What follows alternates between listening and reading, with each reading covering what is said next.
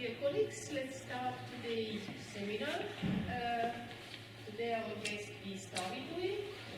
He's a PhD student at Tartu University, and he will tell us about current programs in cosmic ray physics. Thank you. As introduced, my name is Taavi Tuvi.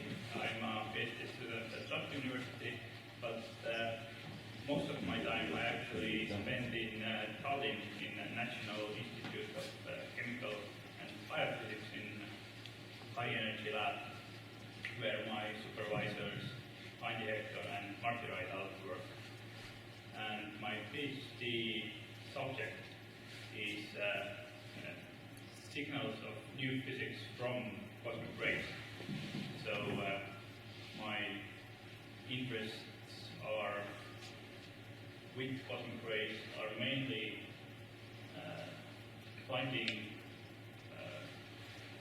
non-standard signals that probably, hopefully, would point us to dark matter or maybe even something more interesting.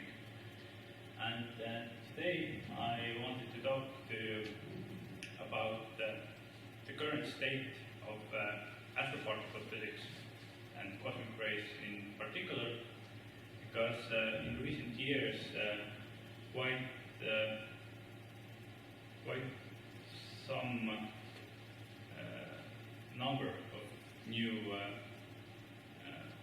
data points and features in the field have been discovered. And the contents of my talk is practically twofold. First, I will give a brief overview of the so-called standard model of cosmic rays, what they are, and you could say the first order theory explaining them. And after that, I would like to discuss a little bit about the newest data, mainly from AMS, alpha magnetic spectrometer, that is a particle detector attached to the International Space Station that is designed to precision measure cosmic ray flux. So what are cosmic rays? Well, quite simply, they are part of high energy radiation, charged particles ranging from energy from a few mega electron volts to very high energies, up to 10 to 20 electron volts. This is already on the limit where universe starts to become opaque to charged particles in large scales. And their chemical composition is actually quite similar to solar system chemical composition, but with a few very interesting exceptions, mainly boron and lithium that are quite rare in solar system are in excess in cosmic rays. Most of cosmic rays are protons, a little bit helium, and then about 1% of metals. And about 1% is electrons, and then very interestingly there are trace amounts of antimatter, both positrons and antiprotons. And the overall spectrum of cosmic rays, as you see, is quite well defined by a Power law. But as you can see also that there are, one could say also, almost 5 different regions. There's this low energy region, where of course we have strong energy losses from different processes. Then there's this medium high energy. Well, this is all high energy, but this is the medium part. What is quite well defined by a power law of about with the index of 2.7. Then about 10 to the 15 electron volts, there's a first break, and 10 to 18 is second break, and high energy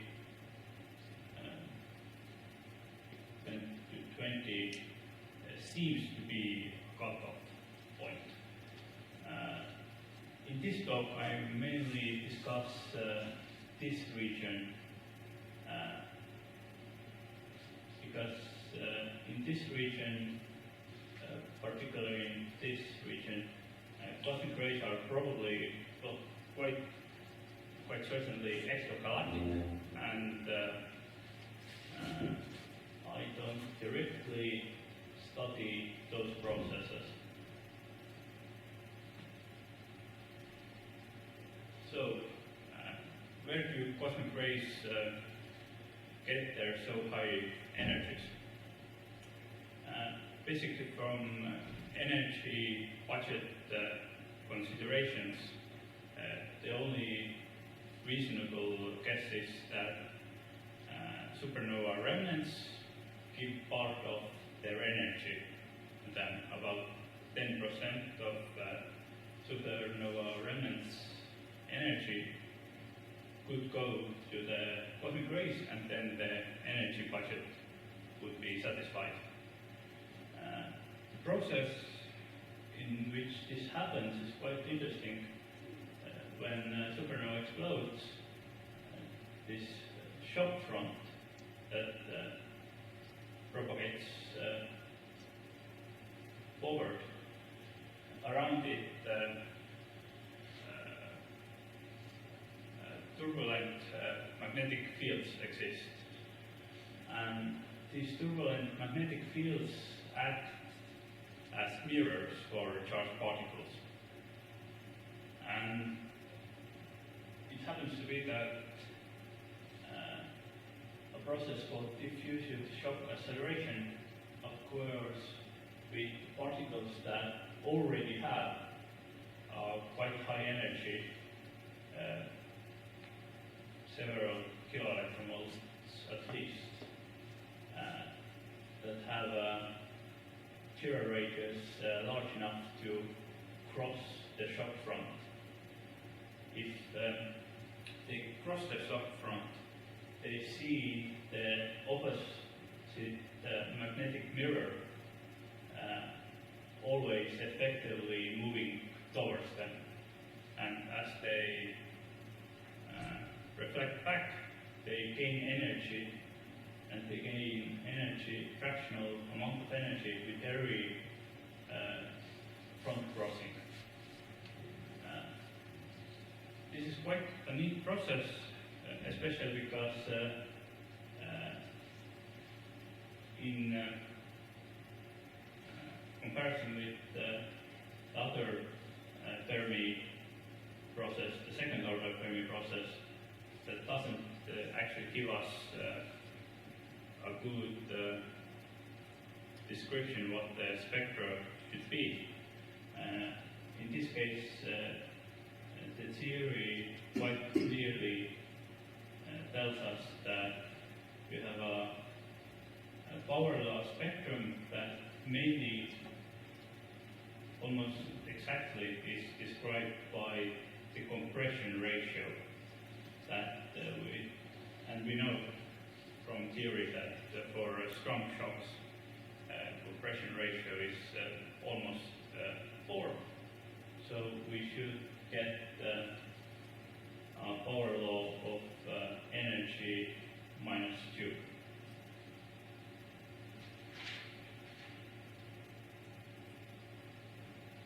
So after we have in sources cosmic rays with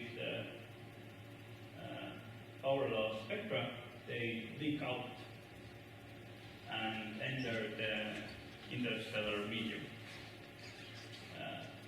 mainly the energy losses occur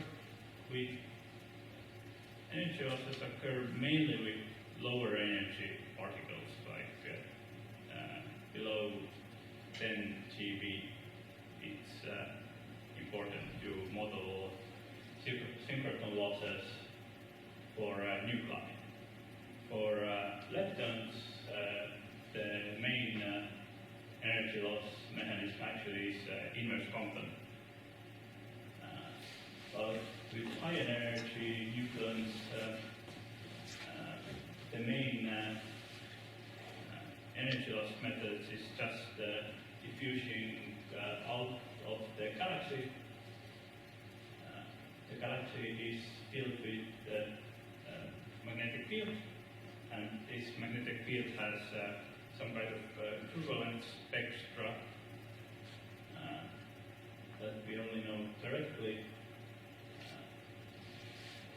And cosmic rays effectively perform a random walk in the galaxy until they reach us or lose their energy or diffuse out. But from this process, as they diffuse around the galaxy, they transverse matter and they interact with it and produce secondaries. From there, we get the excess in ore, lithium, we get the antimatter, and basically also we get from the radionuclides that have a determined half-life, we get information about their residence time.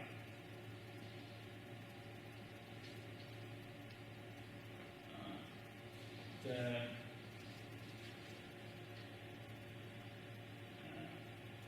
turbulent spectra is not something that we can observe directly, so we have to guess, basically. There are a couple of models,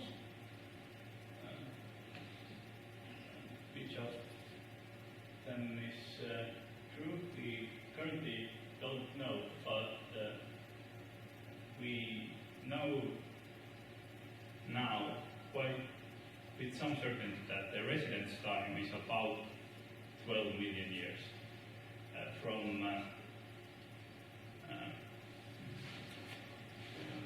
what radionuclide it was. I think beryllium. From beryllium decay, we should get this result.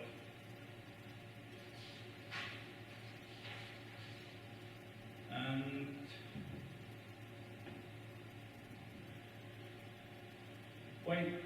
until quite recently, the main data of cosmic rays that we had were from ground experiments or balloon experiments. Of course, they have a limited exposure time, and also there are limited detector sizes, and so the overall uncertainties were quite big. In the 90s, we basically knew that it's approximately a power law. In recent years, astroparticle physics has progressed quite significantly, mainly due to two satellite experiments. The FAMULA around 2008, 9, 10 produced the first groundbreaking result measuring that there is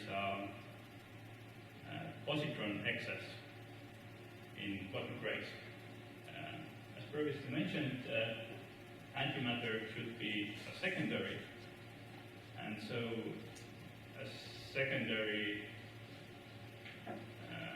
particle spectra should follow the primaries, and if you factor in energy losses for leptons, then it should quite significantly slope downwards. So in positron, the excess was quite easy to detect, and it is quite significant. And now, 2011, the alpha magnetic spectrometer went up, and this ushered in the era of what is called precision cosmic ray physics. AMS should be capable now in low energy. It already has measured cosmic ray fluxes with precision of 1%, and it will run up to 2024, and we should get quite good measurements up to energies about a little bit over 1 teraohm almost right now. I think we should get up to 1.5 or even 2 or 3. So 5 years of AMS.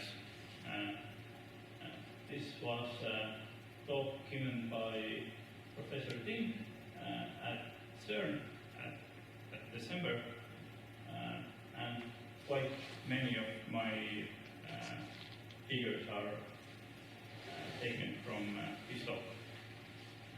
He introduced the science results. I strongly recommend to watch it. It is online, and in his talk he actually goes over, I think, 20 or so science results of AMS. But we don't have that kind of time, so the basics. As I already mentioned, the standard model predicts power law sources, power law reserving transport, and so we should see power law fluxes at Earth. What we actually see is unexpected excesses, a break around 450 GeV in protons, in helium, and furthermore, their spectral indices don't match. The diffusion shock acceleration and also propagation in the galaxy should both only depend on rigidity, but this is basically just momentum divided by the charge. So we don't know why two particles with same rigidity should behave any differently, but they do. Even more strangely,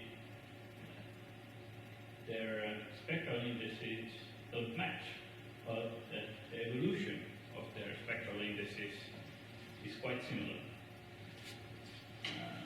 What this just could suggest is that we could have maybe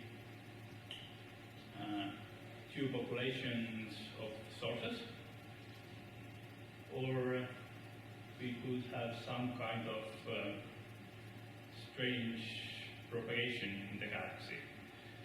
Although there are many different propagation models, some with different regions of different diffusion coefficients, but those models really, propagation models really don't explain well why same rigidity particles should behave differently. So in my mind, it probably suggests different types of sources, but there are other possibilities. Lithium also has a excess, but lithium is secondary. And what is interesting is that this break and this spectra behaves very similarly to other nuclei primaries. If this break would be caused by propagation, propagation has an effect to make the break stronger or weaker, well, stronger basically, because then you have extra energy losses. This is also something that hints towards two population of sources, or we don't model the propagation well at all. And in this you see that basically helium and lithium spectra evolve quite similarly in this region.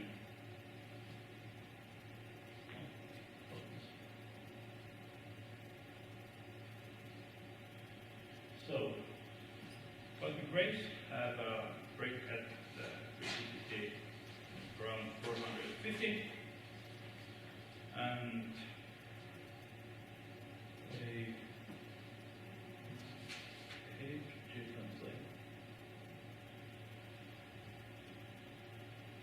but interestingly, we also see a low energy break. This paper came up Monday quite recently, new measurement, but the hints of low energy break have also circulated for a couple of years now. And what is interesting about this break is that the spectral index below this break is consistent with diffusive acceleration, first approximation predictions, basically. Then you have 2.1 source spectra plus about 0.3 propagation. And it's quite consistent, and it is also consistent with gamma ray flux from the inner galaxies above this from the solar system orbit. Why this is kind of this is not factored in all analysis, because it's still a little bit uncertain, although in complement to these papers that basically measure the local gamma ray fluxes from basically molecular clouds that surround us, about 1 kiloparsec radius. Also, Voyager does measure this break, but the uncertainties in Voyager data are still quite large, and also these measurements give good results only for quite low energy ratios. So, because the fluxes at higher energies are just small, so we don't get the statistics. So, on top of all that, we also have antimatter excesses, as Pamela already measured, and AMS2 confirmed. The positron excess is quite spectacular. There are two main competing theories. One, the most favored, is probably pulsars. Pulsars have fast rotating pulsars sometimes don't have their magnetic poles and rotation poles aligned, so there's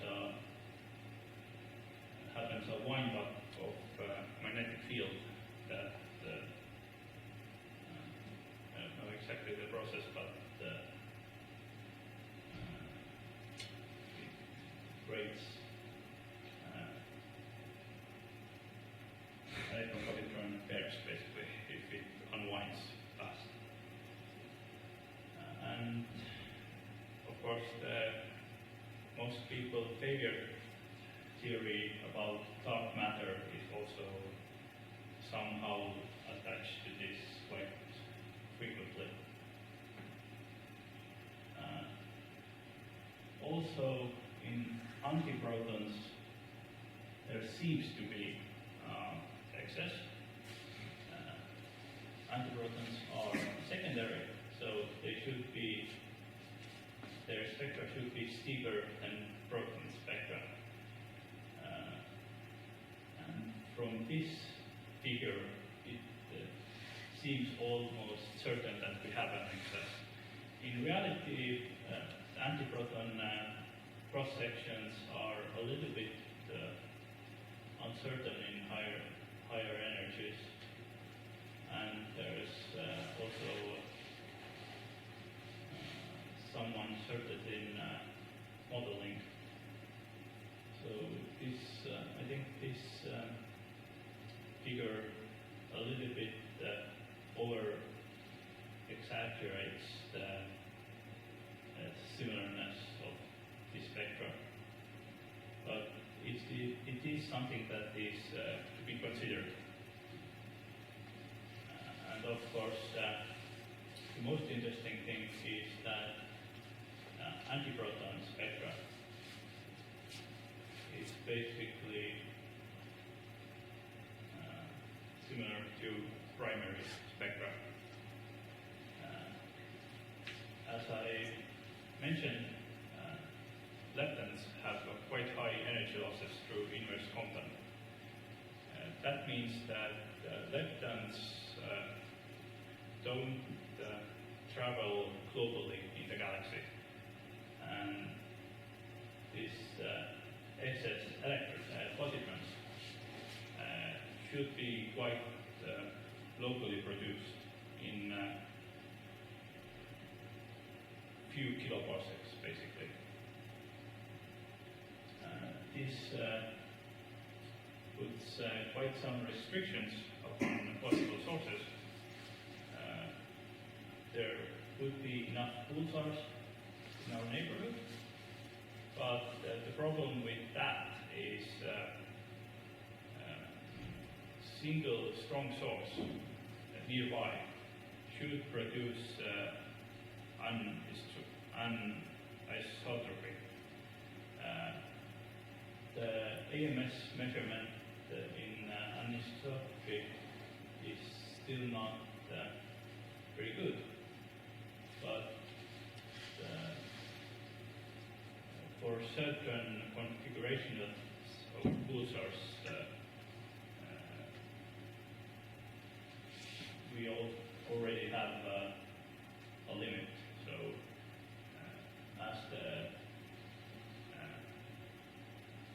as we measure more and more isotropic flux, we have to, in pulsar models, put more and more pulsars around the Earth in a more uniform manner.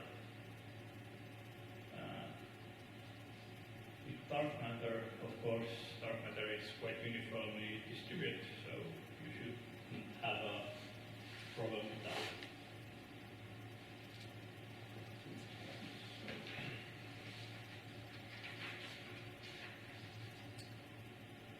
And in about 2024, in the end of the ISS, the measurement precision of AMS should be up to the par to distinguish at least between pulsar models and dark matter models. These graphs are, of course, done by them themselves, so maybe they are a bit optimistic, but we'll see. Of course, there's also a third possibility that the propagation, or in particular matter distribution in the galaxy, is wrongly modeled, either globally or especially locally. We know that although galaxy is relatively homogeneous, well, we have spiral arms, but relatively homogeneous in large scale, but we have a local bubble. We have basically a ring of molecular clouds around us that doesn't seem very usual in the galaxy. So there could be effects from that. At least with propagation, we start to have some clarity as secondary to primary ratios should factor out source terms. And the main one, boron-carbon ratio, shows no significant features. That suggests that the propagation should be somewhat correctly modeled with Kolmogorov turbulence model. So, in summary, possible explanations. Of course, everybody wants to find dark matter, and the good thing about dark matter is with dark matter you can produce antiprotons. With pulsars you cannot. With pulsars it's much easier to explain the positron excess, but antiprotons are out of reach. The problem with dark matter is that it should show some kind of other signals, because if you have a production of standard model particles, it's basically always accompanied with gamma production in some manner. So I think the most stringent constraint, even for now, for dark matter models, come from dwarf galaxies and dwarf galaxy gamma ray limits. Of course, there's always a possibility that our models of production and propagation are flawed.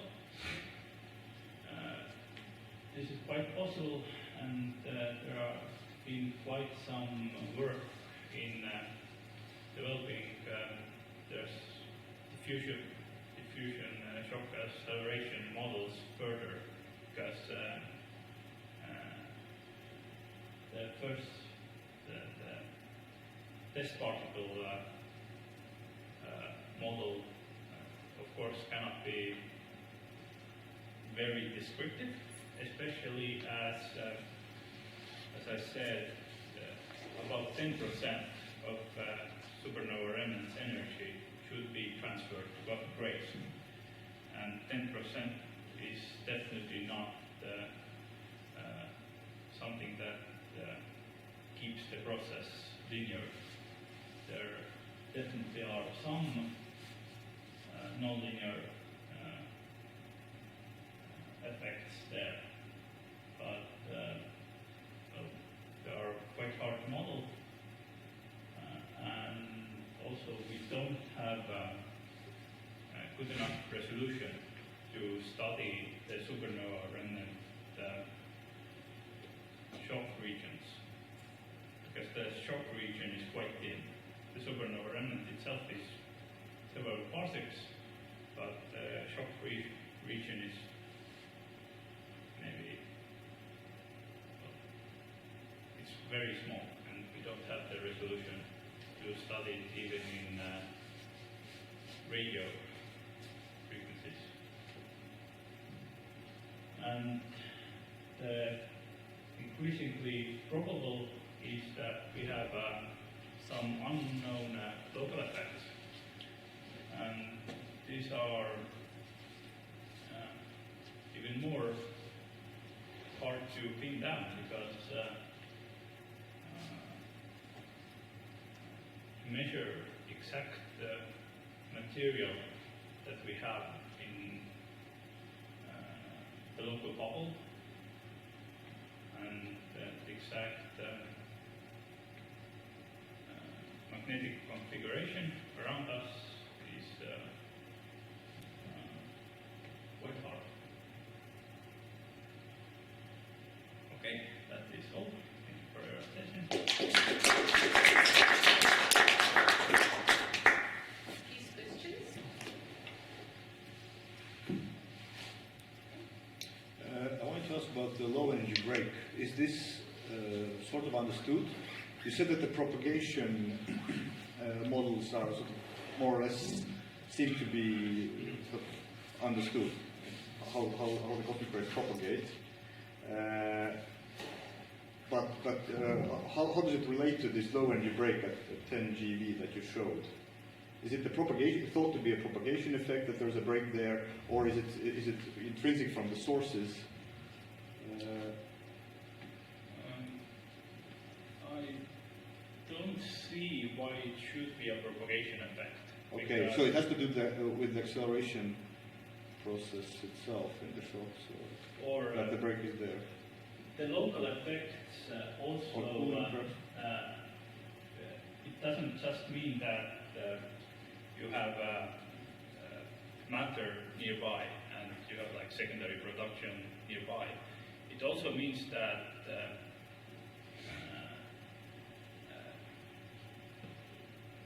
the supernova are discrete sources, right? and it is possible that certain regions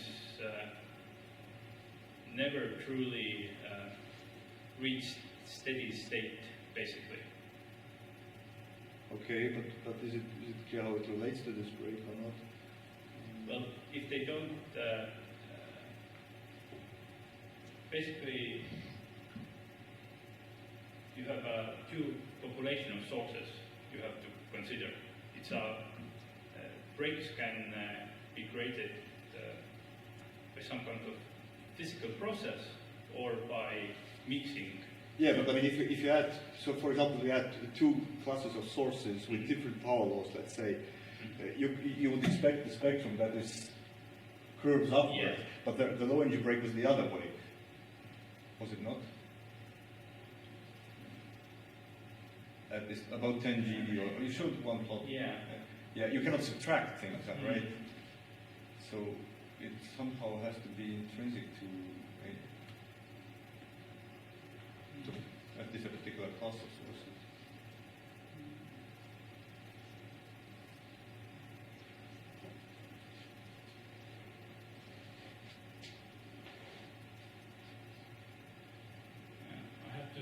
about it.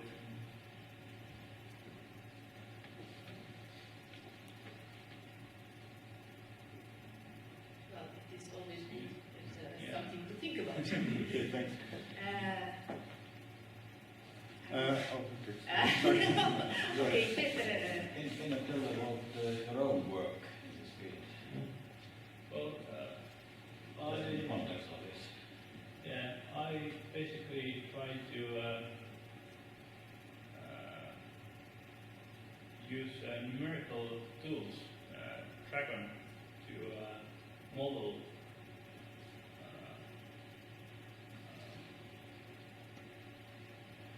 different. Well, we usually take some kind of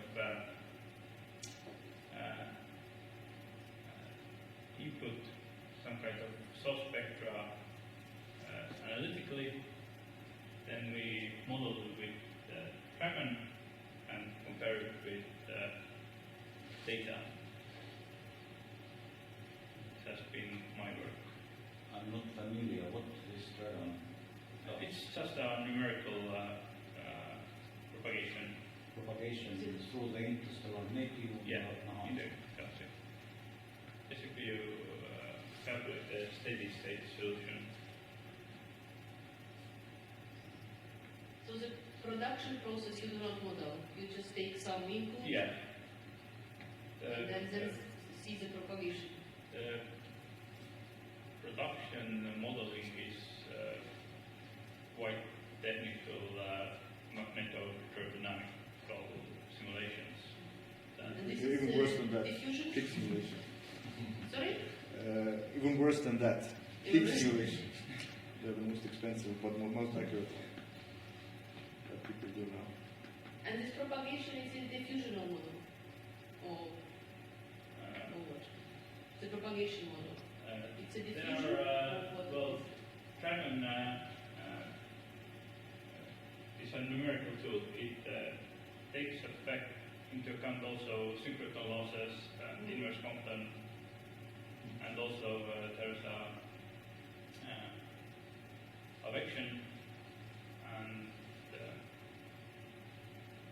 there's also reacceleration because galactic winds can. There can be also like energy gain for low energy particles. Yeah. You mentioned something about cooling. I'm not sure I remember correctly. You said below a certain energy, cooling is important, but not above. Was this right? Did I? I think Close to, like- energy losses. Well, energy loss is yeah. cooling. It's the same basically. By synchrotron, you mentioned and inverse Compton.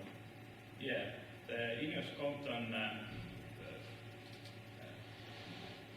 affects leptons, and That's right.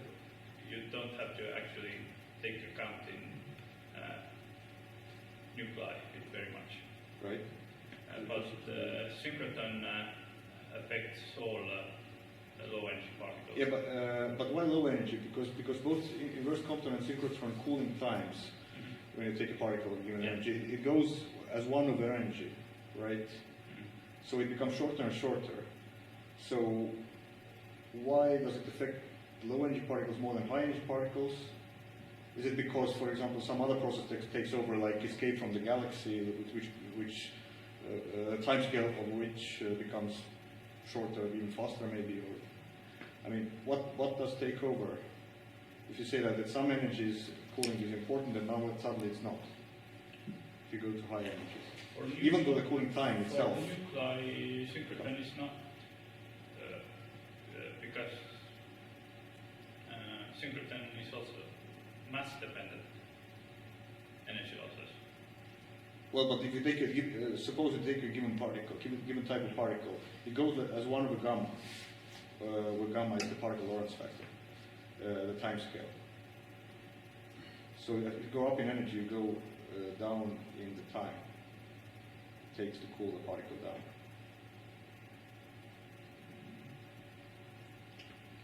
So do I understand that the question is that why high energy particles Are not affected by cooling, but no, usually it's the other way around in other contexts. Escape times for highest energy particles Okay. definitely take over.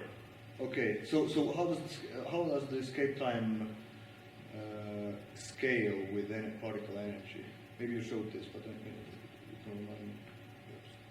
I think it scales probably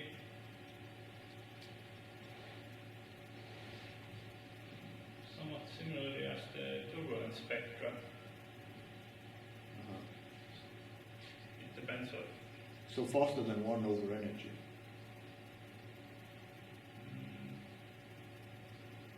Then I would understand that high energy, this escape takes over and cooling is not important in comparison.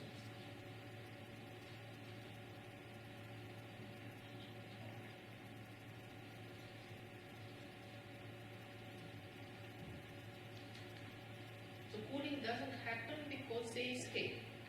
Well, if they escape first before they have time to cool, then cooling is not important, right? Okay.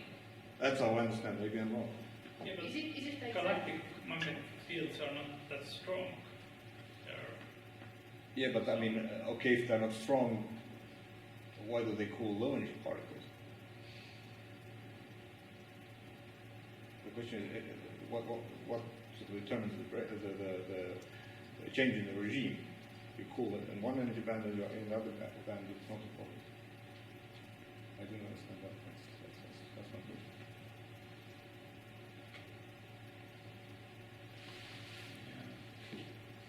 There's a gap in my knowledge. Fill it. more questions? Yes.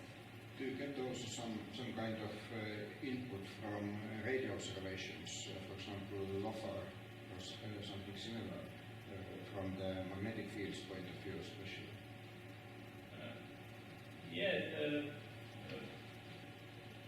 The source models are affected by that in as much that from synchrotron radiation basically you determine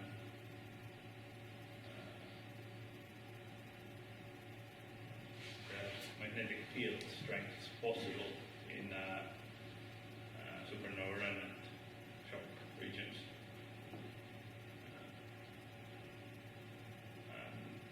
It has given more freedom in those models because with the standard model it is quite hard to get the magnetic fields in supernova remnants shock regions strong enough to reach the highest energies we see in cosmic rays. But synchrotron radio observations just says that some kind of amplification process, some kind of non-linear process does occur there.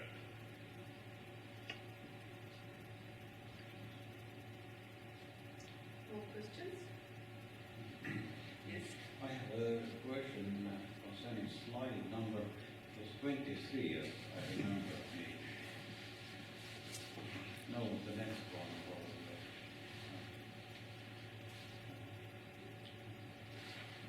No, the next one, 23. Next. The next one. No.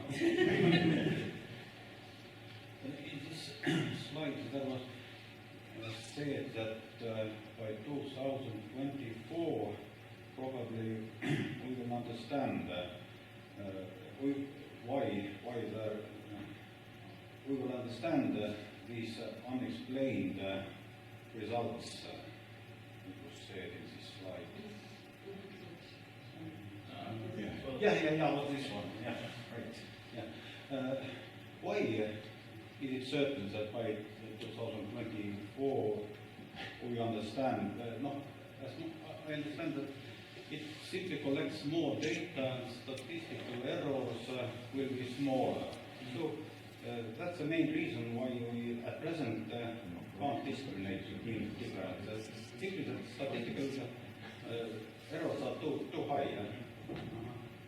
But can you show this in some figure where different is there? I don't know. Are there some figures where statistical errors are and different models are compared? No. I simply don't remember it. Yeah, of course, the dark matter models are sometimes quite different. You can have some quite interesting effects, but These figures they all show should the have statistical errors are quite, not they all very should high. have a quite significant cutoff of the dark matter particle mass. But pulsars are a little bit all well, it's not so fast cutoff. So the red line is for Dark matter. dark matter, blue line is for pulsar. But they are different given a present within the errors. Well, these are mock data, basically. I think currently we are Oh, here. so there are no observations, yeah. They are mock.